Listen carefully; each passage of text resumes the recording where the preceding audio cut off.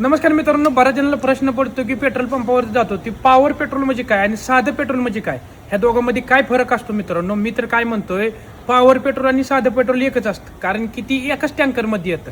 मग पॉवर पेट्रोलमध्ये काय फरक असतो मित्रांनो, या सगळ्या गोष्टी या व्हिडिओमध्ये सांगतोय. मी समाधान पवार, शिवरुद्र कार्स, पुणे या ठिकाणी बोलतोय. तर मित्रांनो लक्षात घ्या, जे पॉवर पेट्रोल आणि साधे पेट्रोल आहे ना, हे पेट्रोल ज्यावेळेस कंपनीकडनं येत असतं पेट्रोल पंपासाठी, त्यावेळेस एकाच टँकरमध्ये येत असतं. मग तुम्ही म्हणताल पॉवर पेट्रोलमध्ये काय फरक असतं.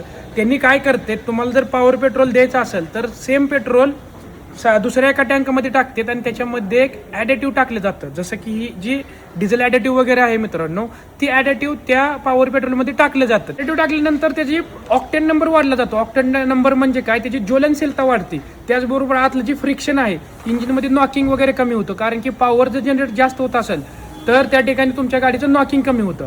त्याचबरोबर तिसरा तुमचा फायदा काय होतो मित्रांनो, की गाडीमध्ये असं तुम्हाला पॉवर लॅग जाणवत नाही. म्हणजे असं तिसऱ्या गेअरवर चौथ्या गेअरवर गाडीची अशी लोडवर आल्यावर करते ती करत नाही मित्रांनो. बऱ्याच जणांना प्रश्न असतो डोक्यात की पॉवर पेट्रोल ही वेगळं असतं आणि नॉर्मल पेट्रोल ही वेगळं असतं. तसं काय नाही मित्रांनो, येताना एकाच टँकरमध्ये येतं, फक्त त्याच्यामध्ये ॲडेटिव्ह एक्स्ट्रा टाकले जातात.